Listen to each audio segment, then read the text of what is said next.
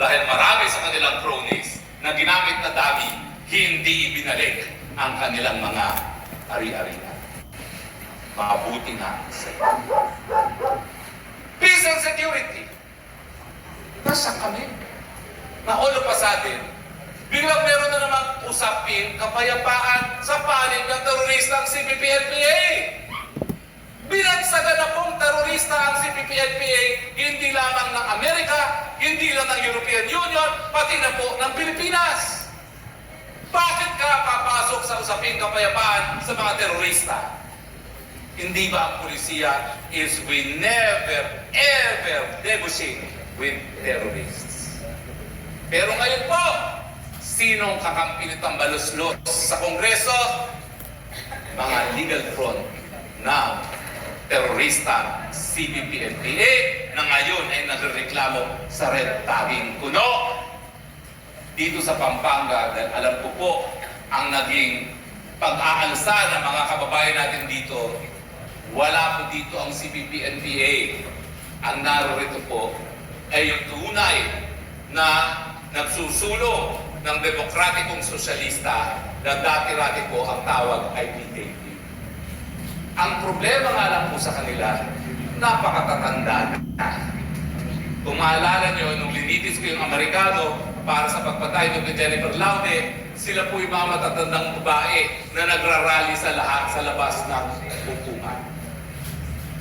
Sila po yung PKP dati. At hanggang ngayon, hindi makapasok sa gitnang Luzon ang terorista CPP-NPA. Yan naman po ibig sabihin ng tunay na kapayapaan. Kinakailangan makamit ang kapayapaan, pero hindi po sa panig ng gobyerno at ng mga terorista. Lalong-lalo na sinasabi ni Marcos Jr. na ubos na ang kalaban. Eh kung ubos na pala sila, bakit ka ba makikipag-usap ng kapayapaan? Hello. Kaya nga po iniisip natin, baka mamaya wala sa tamang pag-iisip. Yan po ang tunay na kapayapaan, yan po ang makatarungang seguridad. Kaya po, pagdating na 16 of June, magpupulong-pulong po tayo dito sa makabayang probinsya ng Pampanga. At tayo po, papaparinig po natin sa kanila ang ating sigaw. Ayaw namin sa diktadurya, ayaw na namin sa korupsyon, ang nais namin, transparency, accountability, peace and security. Pampanga, sumama na kayo.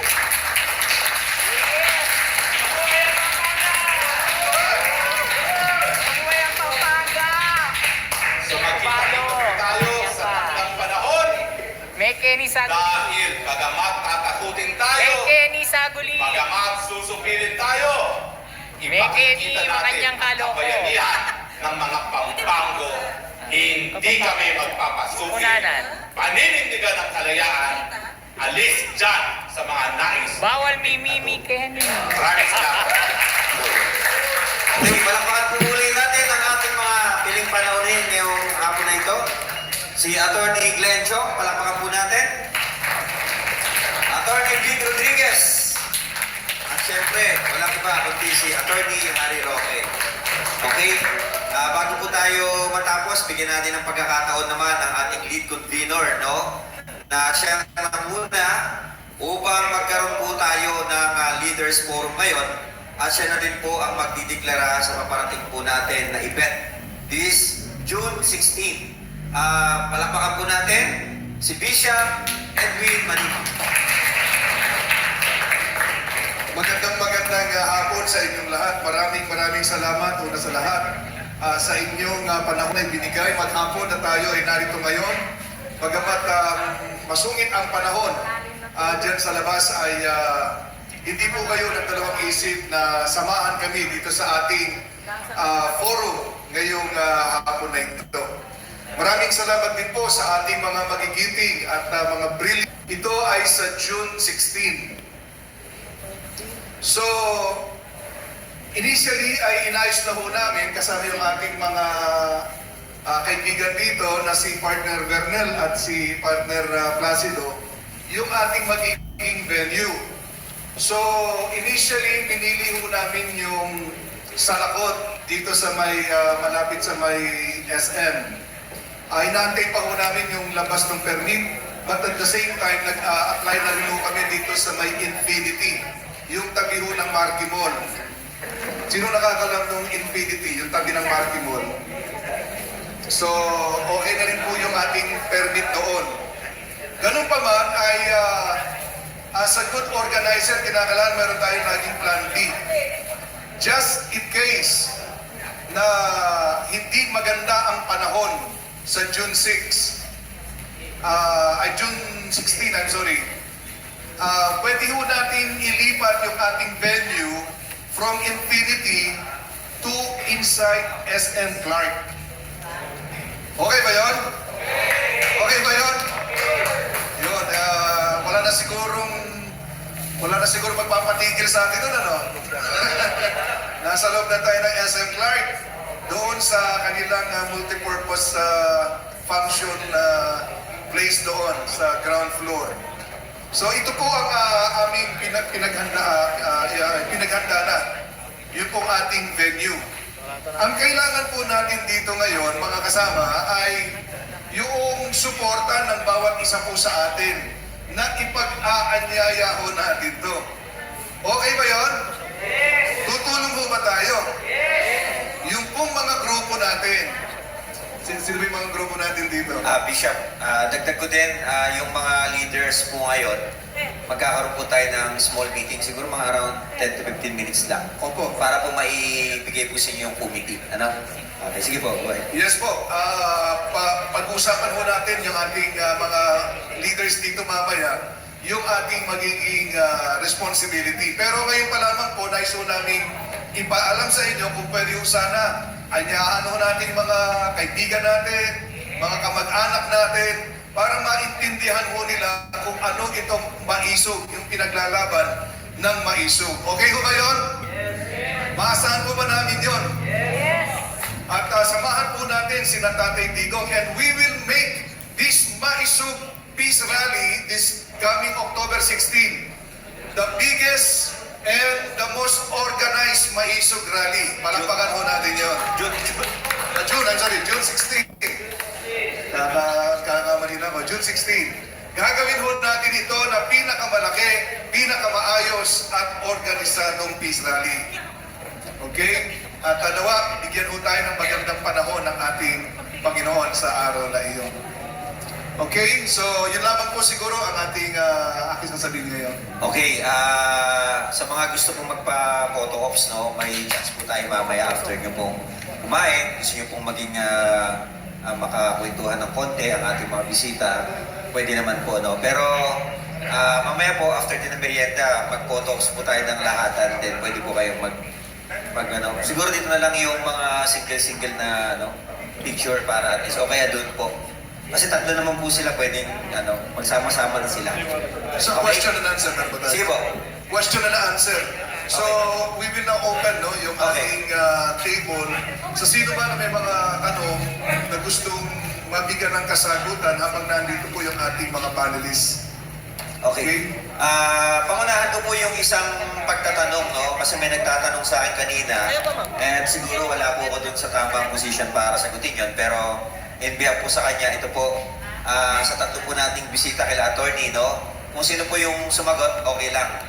Hanggang kailan daw po natin gagawin ang hakbang ng maisog? Sino po ang gusto sumagot? Ibig? Ayun. Hanggang kailan ang hakbang ng maisog?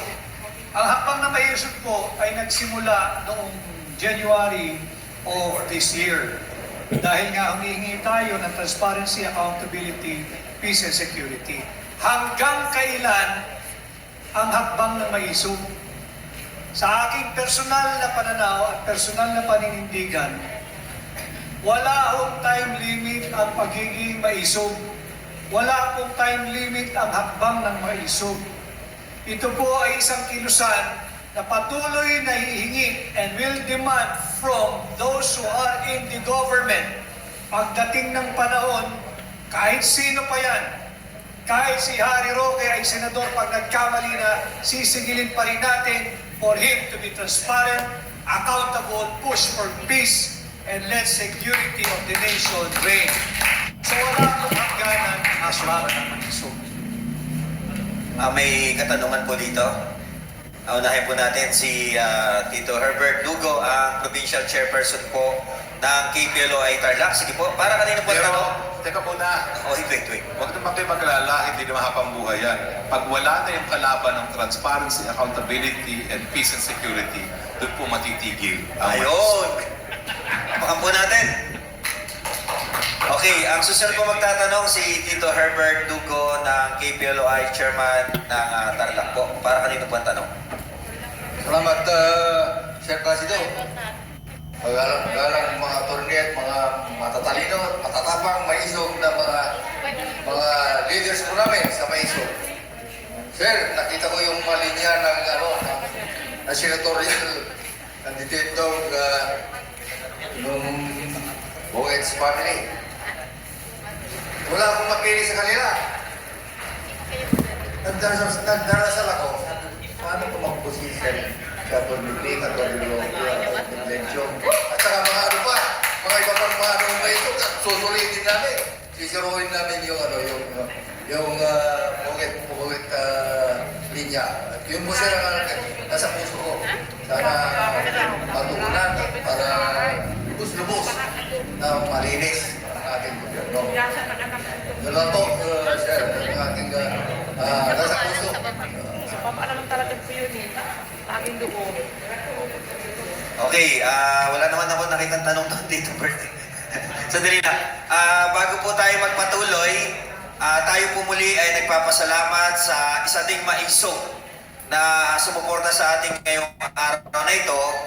Alam nyo, sa totoo lang, ang mga LGU, no, mga local politician, takot talaga eh. Medyo pagdating sa maisog, takot talaga. Pero gusto ko pong ipaalam sa ating mga bisita, ang barangay chairman po ng Barangay Balibago is a founding chair o ipagpatuloy ang pagbabago movement. Siya po ay walang iba kundi si Kapitan PG Ponce, na bagamat wala po siya ngayon dito, bibigyan ko po ng pagkakataon na magsalita ang kanya pong representante. Wala pong iba kundi si Ma'am. Pakilala po kay Madam. Good afternoon po, Atty. Rati, Atty. Pete, at saka po kay Pastor. In behalf po kay Cap PG, ako po yung personal secretary na pinadala po dito. Nagpapasalamat po siya sa inyo sa pagsuporta po. Aasahan niyo po ang buong suporta po ni Cap PG sa Maisog. Maraming salamat. Ayun pa lang, nagpapasalamat po kami, no, kasi sinasabi nga natin kanina, sa kanina umaga, yung sa part 1 natin, this is the first time na hakbang na maisog po magpupunta ng Luzon na ang sinasabi ho, baluarte ito ng Central SIM. Kaya nahihirapan tayo. Ngayon, ang hapon po natin sa mga taga-barangay Balibago at Central Luzon, ganoon na rin sa Angeles. Baluarte po ba ito ng mga pangat? Hindi na, may mga laman na tayo dito. Kasi yung mga pansit. Okay, isa pang tanong, papayag ba tayo na magpatuloy ang bangag na administrasyon? Yun.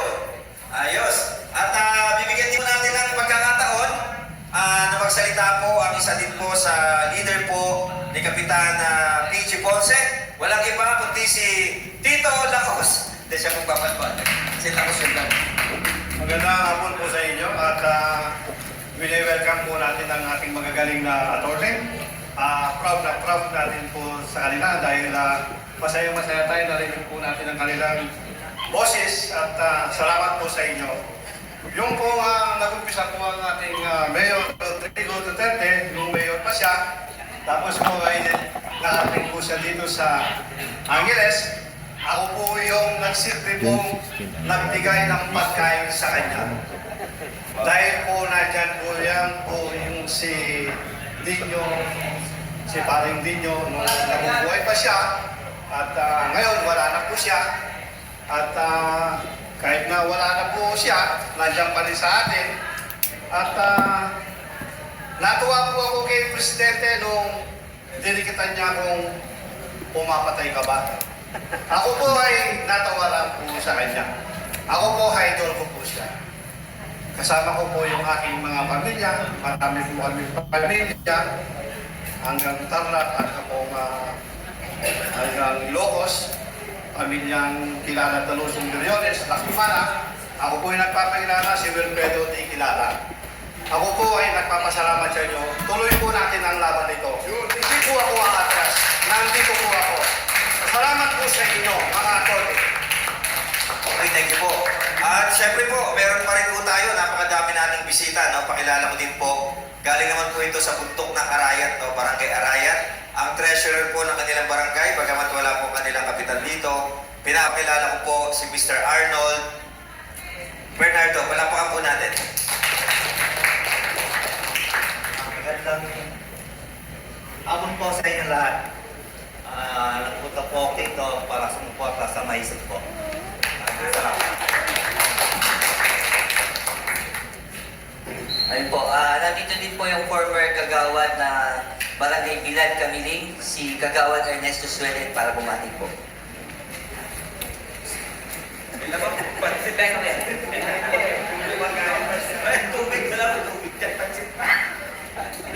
Baka mabulunan yan, ha?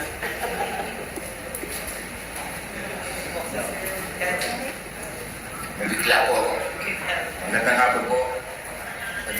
Ako po ay taga Kamiligtan lang. Kami po apat. 5 po kami ni Sir Lulo. Kami po ay nagpapasalamat. Nakakamiling po kami na makasama kayo. Makasama po kayo. Naglig yung mga pagkain ng mga isok. Dahil po ako sumama po ko sa mga isok na tinatawanan nila Berdel sa kanil Placido po, sir. Kasi po, nalaman ko na parang tawa. Yung sinasabi na niyo po kanina, si Sir, yung parang si Lisa nga ang mali yun. Yun lang po, kunting bagay lang na nakikita ko rin. Talagang tama na yun. Para sa akin, kaya nandito po ako sama-sama sa Maiso. Salamat po. Sir, thank you very much. Tama talaga na tapusin natin yung paghahari ni Lisa Araneta Marcos. She does not deserve to hold on to power. Okay, thank you po. So, kasama po natin dito, again, from Tarlac, si Engineer Lorenzana. May mensahe pa po?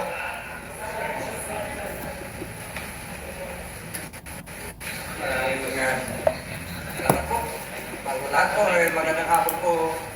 Nagagalang-galang na mga speaker sa naging post natin. Siya.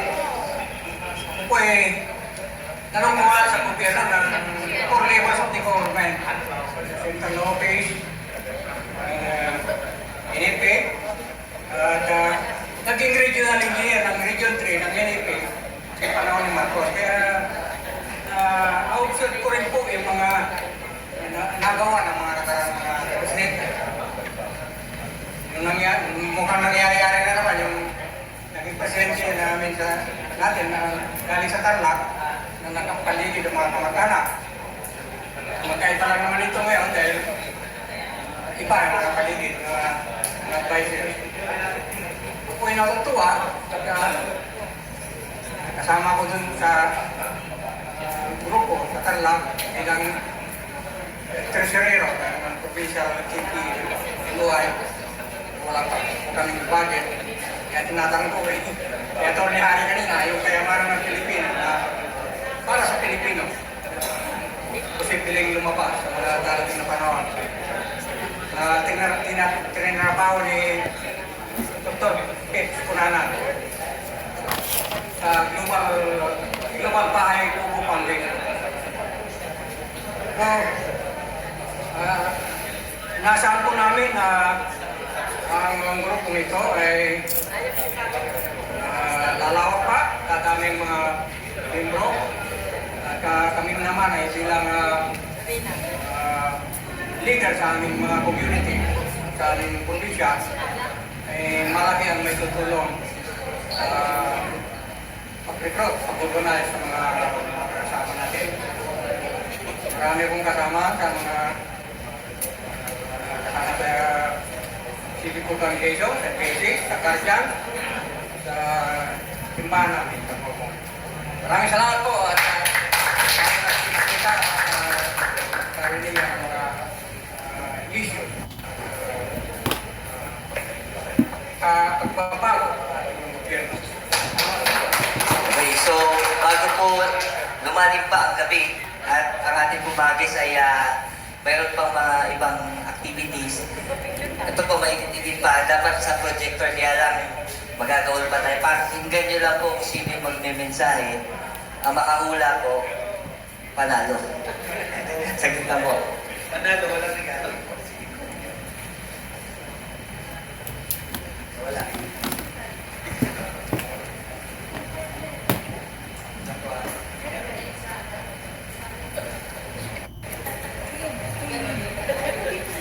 Brothers, nandito po kami sir sa Powerhouse Church, Angeles City, Pampanga. Kasi ang nagaganap dito, hindi naman po yung rally talaga. Ito po yung mga community leaders wherein we hold a town hall or forum explaining what is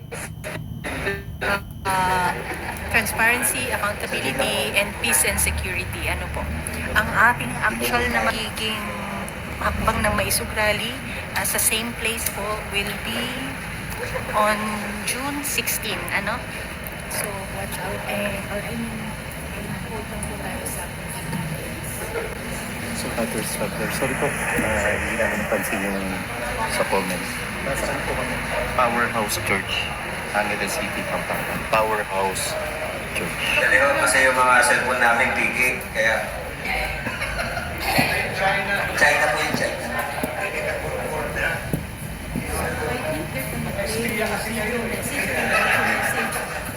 Crush lang po namin si Mayora, hindi po kami si Bia.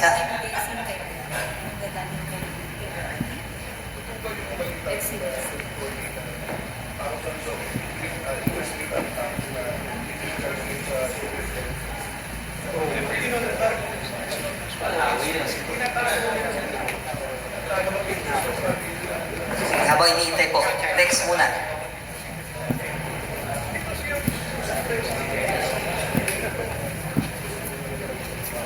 Para po sa ating mga natungguan po ang mga bisita ngayong hapong ito. Ako po nga po pala si Mario Escobido, former Municipal Budget Officer and Municipal Accountant designate at the same time in the Municipality of San Clemente, Tarlac. Presently, ako po ang interim Vice Chairman ng Province of Tarlac, KPLOI. Ang katanungan ko lang po ang ito. Halos ang pinag-usapan po natin ay nakapokus tayo sa national level. Ngayon po naman medyo babaguhin ko lang po ang senaryo. Pumunta po tayo sa senaryo ng isang munisipyo. Bilang isang dating municipal budget officer at dating municipal accountant, alam ko po ang nagiging kalagaran sa munisipyo. Sa panahon po ito, matagal-tagal na rin nanunungkulan ang aming mga opisyalis sa aming bayan. Wala po kaming magawa kahit na may mga tao, kababayan namin, na kwalipikado at pwedeng magsilbi ng tapat at mahusay sa aming bayan. Pero dahil nga po sa kakulangan ng pinansyal, dahil sa ngayon naman po, alam naman po natin na eleksyon, taliwas ang sinabi kanina ni Atty. Glenn Chong na hindi siya naniniwala sa pera-pera. Pero ang katotohanan po, sa tuwing darating ang eleksyon, sa ngayon, talagang pupunta po tayo. Kung wala kang pera, malabo ang panalo mo. So, ang punto ko po, marami po sa aming mga kababayan ngayon ang pumupunta sa akin. Dahil nga po sa alam nilang dati na akong nanungkulan sa munisipyo. Ang tanong po nila, bakit nagiging talamak na ang graft and corruption sa aming bayan? Ang sagot ko po sa kanila, kasi hinahayaan ninyo. Pwede akong magsalita, lantaran, kasama ko kayo. Ibubulgar natin kung ano ang mga katiwalian na ginagawa ng ating pamunuan dito sa ating bayan. Bilang isang KPNOI at bilang isang may isang member,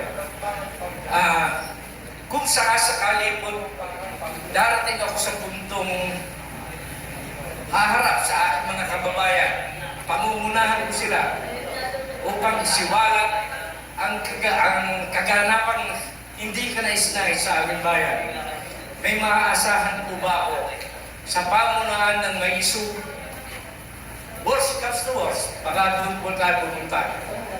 Ako naman po na nagsisiguro na. Pero bilang sa mamamayan ng San Clemente, gagawin ko po ang inaakala kong tama upang nang sa gayon ay maimulat ko ang aking mga kababayan. Maimulat ko, maipakita sa kanila na ang maling gawain ay hindi dapat ituloy.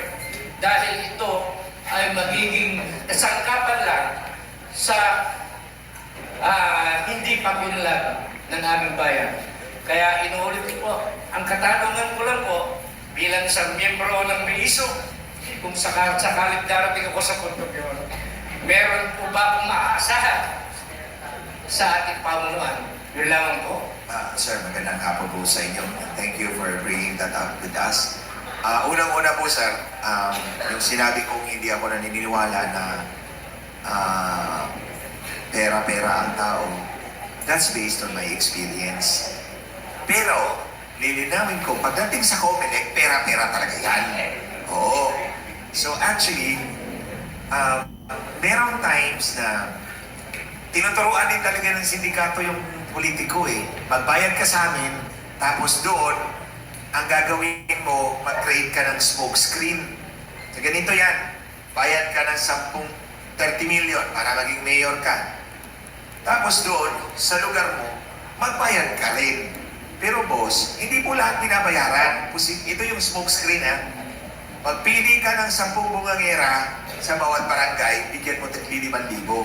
Kasi yung 10 bungangera will create the illusion na 5,000 ang bayad mo. Eh kung bawat barangay, may 10 bungangera ka, it creates an entire illusion na 5,000 ang bayad mo bawat isa. So that's enough para ang kalaban mo ay susuko. Daming pera nila eh. Yung alam, bungangera lang pala binayaran. Hindi lahat. Posible yan. Yun ang sinasabi ko, smoke screen, illusion, sabi ni Bishop.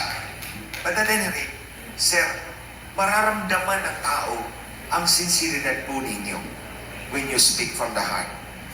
So, nung tanong po ninyo, I cannot find the leadership of Maisog. Hindi ko mabind si Harry Roque, si Dick Rodriguez, doon sa sinabi po ninyo. Pero ito, siguruhin nyo muna na meron kayong ebidensya. Kasi siguradong babalikan kayo, di ba? Babalikan kayo. Be sure na meron kayong ebidensya. Dapat certified true copy yung mga hawak ninyo. Pero, ito, i-offer ko sa'yo. Bigyan mo muna kami ng kopya. Kami muna ni Maharlika mag-iingay. Tapos kami ang sabihin mo na sinabi ni Maharlika para hindi ikaw ang matodas. Di ba? Ipasa nyo muna sa amin. Sige, offer ko yan sa'yo. So kami ni Maharlika mag-discuss muna, tapos kami yung gamitin po. Sinabi nila, di-discuss nila ito para kung kakasuhan nila kami, kasuhan nila. Already kami. But I cannot buy the leadership of Maisog. But I will do that for you. Para sa Maisog, isa lang naman ang layunin natin eh. Malinis natin ang ating pamahalaan, pabigyan natin ng magandang kinabukasan ang ating mga kabataan. Kaya po, ito, bago tayo matapos, nakikiusap ako sa inyo. Nakita ko yung mga rango pala ninyo, you are really community leaders. Kumbaga, amplifier po kayo ng Maisog. Yung pinaglalaban ng Maisog, amplifier po kayo doon sa inyong mga lugar. Dito sa rally natin sa Angeles, sa June 16, ikayatin po natin ang ating mga kababayan na pumunta. Mag-invest po tayo. Ito yung investment natin para sa kinabukasan natin. And we will make by God's grace. Tayong lahat, we will make. Ito naman pong movement natin, ating samahan, ang tinataguyod po natin, itong transparency, accountability, peace, and security, na mga issue rin sa mga lokal na pamahalaan. Ang problema po nasyonal, nagsisimula po yan sa lokal. Kaya sana po, Guys, tama na ang away. hindi lamang doon sa liderato ng nasyonal, kundi sa liderato ng lahat ng level ng pamahalaan. Dahil sa totoo lang, mas nakaka-apekto talaga ang mga lokal na pamahalaan sa pang-araw-araw na buhay ng mga mamamayan. Except that, ito ang desisyon ni Marcos Jr. na kalat ka rin tayo sa gera ay banta sa buhay nating lahat. Finally, before we proceed, Kim Blandel, tama mo yung sinasabi ninyo, it requires and it demands a lot of sacrifices from all of the Filipino people to shun away from money politics. Kailangan ito, sakripisyo nating lahat. Kung gusto nyo ng panandali ang ginhawa, tuwing halalan na lang, kunin nyo yung inaalok sa inyo ng mga suhol ng politiko. Walang problema ho sa mga kagaya natin na nagsusulong na dito sa akbang ng maiso. Pero tatandaan mo sana nating lahat na yung panandali ang ginhawang ibinibigay ng maliit na perang yan habang buhay nating paghihirapan, habang buhay nating mararamdaman dahil patuloy lang magnanakaw yung mga politiko nagbibigay sa inyo ng nakaw na pera din yan. So, ako po naniniwala na nagbulungan po kami kanina ni Attorney Vic kasi umaayon sa atin yung June 16 dahil kinabukasan walang pasok holiday dahil mass din event siya, mass din occasion. Apo. At ngayon po, mas lalo po ako ginanahan kasi yung pong pinakahuli natin magbibigay ng mensahe ay galing mismo sa baluarte o bayang sinilangan ng ating dating President GMA mula sa bayan ng Lubao at isa sa mga provincial convener po natin, pinapakilala ko po si Sir Albert Manuel. Magandang hapon po sa inyong lahat at lalo-lalo na po sa ating pong mga panauhin ngayon na nagbigay po ng oras para ipaabot ang nangyayari sa iba't ibang parte ng ating bansang Pilipinas. Nakasama ko na po itong lahat ito sa mga ilang pong mga peaceful rally sa mga iba-ibang parte ng bansa. Sa ngayon po, ako po ay tumatayo rito bilang isang Kapampangan dahil dito po ay baluarte ng Kapampangan ay Region 3 as Pampanga. Ako po ay isang Aguman Kapampangan founder sa iba-ibang bansa. So ngayon po, meron po kaming foundation ng Aguman Kapampangan Foundation. Ang opisina po namin ay sa Aberdeen Court sa Quezon City. Ang may-ari po doon ay Kapampangan, si Natina po. Siyang kasama ko po sa mga livelihood dito sa Pampanga na sinusulong namin po sa iba-ibang probinsya. At isa po rin po akong national founder ng Guardian.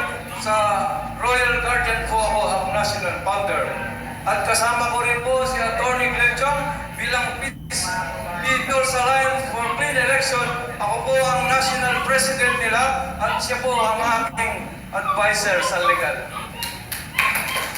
Bilang isang Kapampangan, nagdinayo po tayo na sila po ay tumatayo para sa mga paninindigan nila para sa ating bayan at pagmamahal ay isa pong pagsubok sa ating ngayon at ito po ay sa dapat nating suklihan. Sa darating na June 16 po, hikayatin po natin ang ating mga kasamahan, miyembro at mga pamilya para sa ganun makita nila kung paano natin ipaglaban ang ating bayan. Nung unang-una po, ako po rin po ang tumayo noong 2016, nung wala pa pong Duterte ang Pampanga.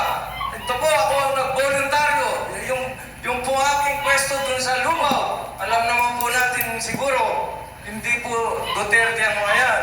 Sila po ay nag-umpisa sa Grace po. Pinwersa po sila ni Pinoy na naging Rojas. Na po, nung lumakas pa po ang Duterte sa Middle East, ako po yung gumalaw sa Middle East. MRRD International po ako. So, nung nangyari po yan, ako rin po ang nagdala ng May 1 rally sa Luneta nung May 1 nung panahon po ni Duterte na naging matagumpay po dahil marami po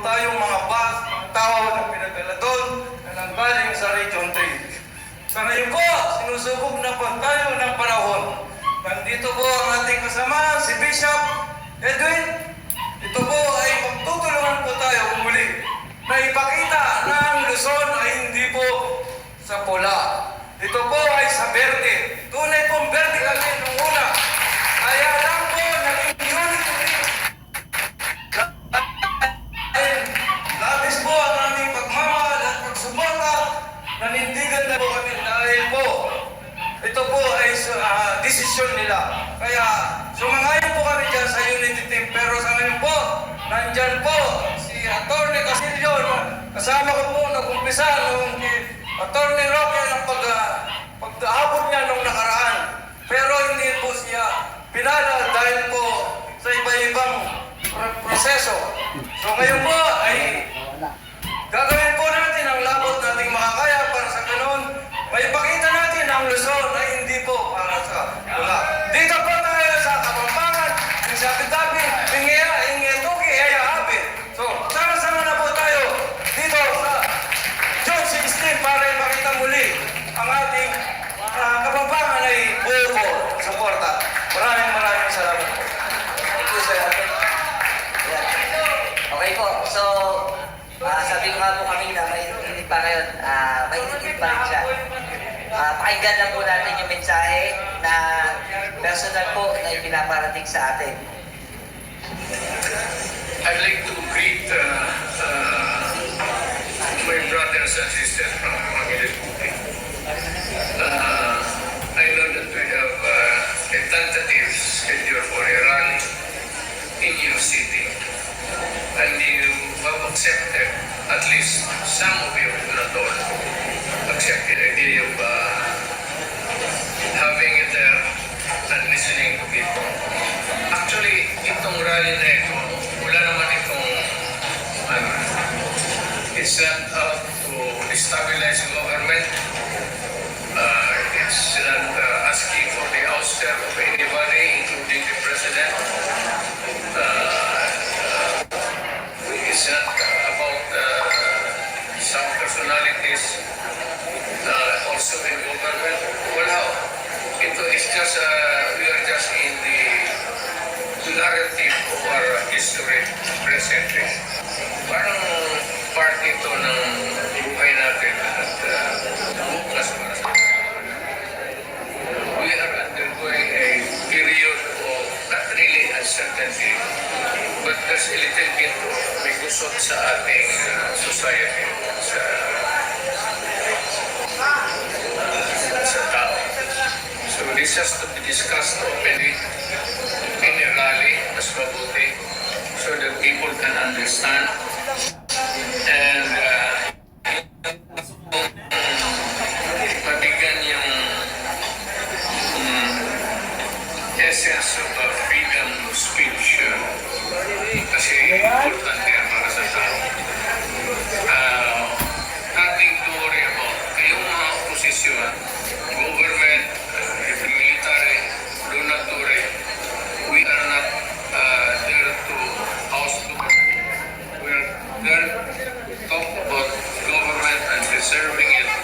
Tapusin na natin, pakinggan po muna natin yung mensahe ng former President Rodrigo Duterte. So, meron po tayong time mamaya po para magpa-picture. So, pakinggan po muna natin.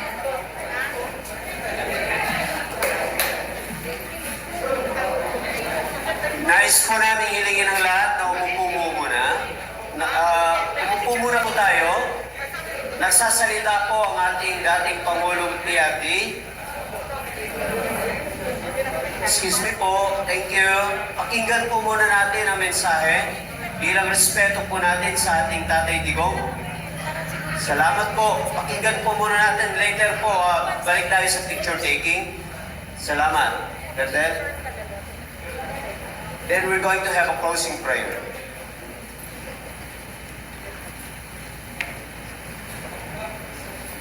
I'd like to greet my brothers and sisters from Mangilit.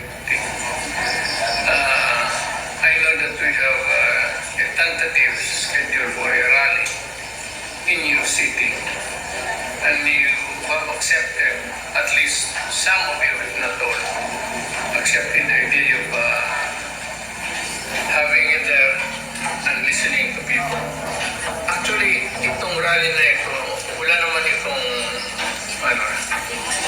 is not out to destabilize government. It's not asking for the ouster of anybody, including the president. It's not about some personalities also in government. Wala ho. Ito is just, we are just in the narrative of our history presently. Parang part ito ng buhay natin at bukas para sa ating mga anak.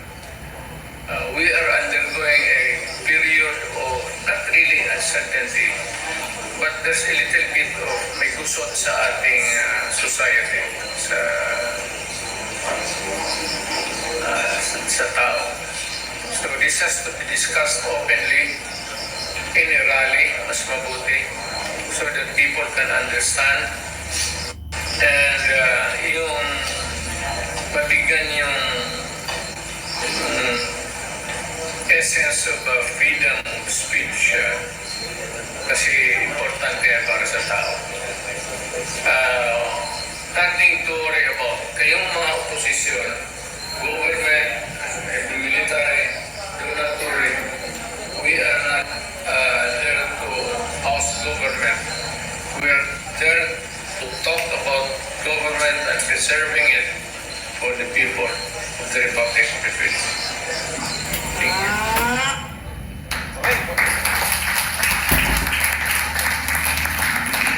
So yun po yung message kagabi lang po ito, habang lahat ng communications team ng ating mahal na PRRD pinatawag sa Davao. Actually, magkakasama po kami, wala pang tulog. Pero pinarating po na itong Angeles City na tinanggap yung hamon, huwag po natin sanang biguin ang ating PRRD. Kahit ano po mangyari, yung po July 16, dadating at dadating po siya. Kaya pilitin po natin mapaparating lahat ng kaisay. June 16 po. June 16.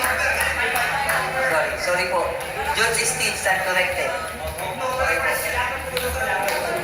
So, bago po after po ng closing prayer, doon na po tayo mag-photo ops. Kaya, prayer po muna. Kasi meron po appointment pa yung mga discourse. Photo ops na. Akin po. So, photo ops na lang po muna. Tapos, wala po muna alis. Pagkatapos ng photo ops, closing prayer po tayo. Inumpisahan natin ng panalangin, tapusin natin ang panalangin para yung manggugurgol, makontra. Okay po? Thank you po. Okay. So, siguro po, mga conveners, mga guests dito po sa unahan, para yung mga magpipicture po sa stage na lang. Oo, tama. Dito po, dito na lang po kayo.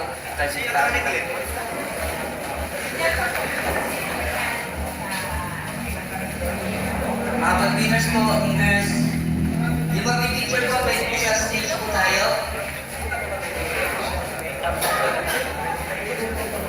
Ito po,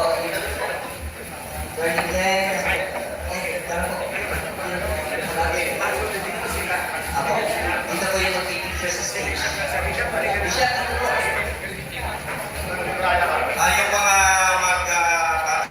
Yung mga cellphone nyo, dali nyo lang po dito. Pag-ready lang.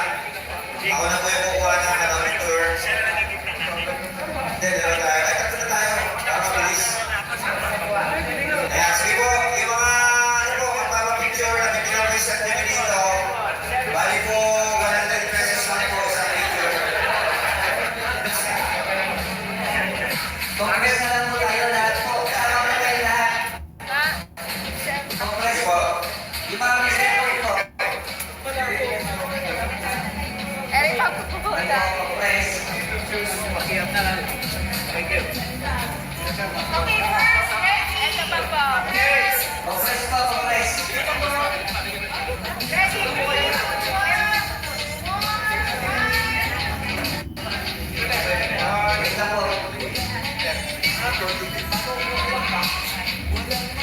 Sige po.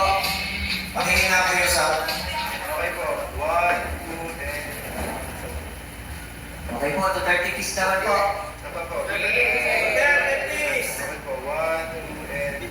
Darna! Okay po. Ikot na po kay Bishop para sa prayer natin. Ayun po, sir po ito. Thank you guys. We have to go. Tumatawag ako, sagutin ko. Meron pa. Wait lang. Ay, kanina po ito. Kanina po ito. Bishop yata yan. Yan.